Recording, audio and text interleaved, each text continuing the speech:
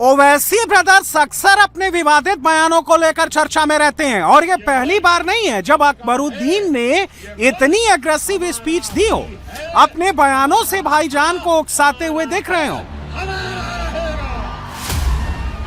अरे मैं कह रहा हूं, ये लोग हिंदुस्तान की बात करते हैं, भारत मां की बात करते हैं, भारत की बात करते हैं, लेकिन इनको भारत से मोहब्बत नहीं, भारत मां से मोहब्बत नहीं, इनको मोहब्बत है अपने इख्तिदार से, अपने कुर्सी से और इस मुल्क को लूटने से।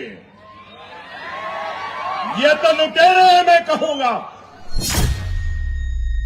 हमसे कहते हैं कि ये लोग भगोड़ रहे हैं, हमसे कहते हैं कि ये भड़काऊ भाषण देते हैं, हमसे कहते हैं कि ये बाहर के हैं।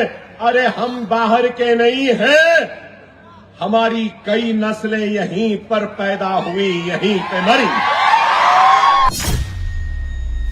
बिहार और महाराष्ट्र में चुनावी सक्सेस के बाद भले ही ओवैसी ब्रदर्स का कॉन्फिडेंस हाई है, भले ही वो यूपी के मुसलमानों को अपने पाले में करने के लिए भड़काऊ बयान दे रहे हैं, लेकिन अभी भी यूपी के मुसलमान ओवैसी को अपना नेता नहीं मानते।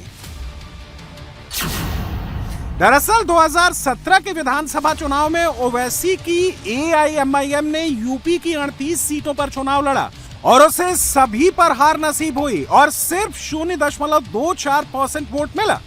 2021 के पंचायत चुनाव में ओवैसी की पार्टी ने 23 जिला पंचायत की सीट जीती, लेकिन यूपी जैसे बड़े राज्य में ये आंकड़े काफी नहीं है। 2022 के चुनाव में ओवैसी ने 100 कैंडिडेट उतारे, लेकिन 99 सीटों पर ओवैसी के कैंडिडेट अपनी जमानत तक नहीं बचा सके। एआईएमआईएम को 0.4% वोट मिले, जो नोटा को मिले 0.69% से भी कम थे।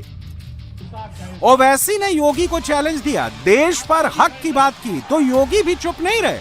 योगी ने भी आज समझाया कि कैसे इन नेताओं से बचकर रहना है। उन्होंने कहा कि अगर हिंदू अब बंट गया तो कटने के रास्ते भी खोले जाएंगे। नेताओं के बहकावे में आने की आवश्यकता नहीं, बढ़ने की आवश्यकता नहीं। ये जो जाति के नाम पर बांटना चाहते हैं ना, आपको तमाम प्रकार के वादों में बांटना चाहते हैं, इस बहकावे भूल से भी मत आना। देश का दुश्मन आंखें लगाए बैठा है, आप बंट गए तो फिर कटने के रास्ते भी खोल जाएंगे।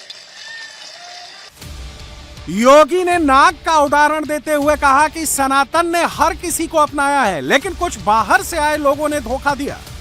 कितना भी जहरीला सांप हो, नाग पंचमी को उसको भी लोग दूध बतासा चढ़ा देते हैं। इस देश के अंदर ही हो सकता है, दुनिया के अंदर नहीं होता है। लेकिन जो भी आया शरण मांगने के लिए आया तो शरण मिली, लेकिन यहां बहुत सारे लोगों ने शरण तो ली, लेकिन कुछ लोगों ने शरणार्थी के धर्म का निर्वहन नहीं किया। यहां आकर के हाथ की उंगली पकड़ करके बाद में गला दबाने का काम भी उन्होंने करने का प्रयास किया। ओवैसी ने मुसलमानों पर हमले का जिक्र किया था, तो योगी ने भी कहा कि बांग्लादेश में हिंदू मारे जा रहे हैं, घर जलाए जा रहे हैं, हिंदू महिलाओं से रेप हो रहा है, लेकिन कोई कुछ नहीं बोलता। याद करिए ना, बांग्लादेश के मुद्दे पर ये सब मौन है। बांग्लादेश में जो मारे जा रहे हैं हिंदू, हर दिन आप सुनते होंगे, एक हिंदू जला दिया गया, एक हिंदू के घर में आग लगा करके मार दिया गया, राह चलते हुए एक हिंदू को जला दिया गया। प्रतिदिन समाचार आ रहे हैं बांग्लादेश से। ये सब मौन है। ये मरने वाला हिंदू कौन है? ये सब दलित हिंदू है। ये दलित हिंदू है, कोई नहीं बोल रहा है।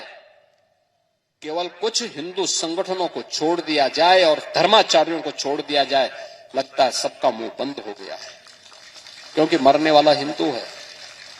कोई नहीं बोलेगा, उसके लिए कोई मानवाधिकार नहीं है। ओवैसी ब्रदर्स पूरे जोर शोर से 27 का चुनाव लड़ने की तैयारी कर रहे हैं। ऐसे में सवाल है कि क्या इस बार ओवैसी ब्रदर्स यूपी में मुस्लिम वोट बांटेंगे?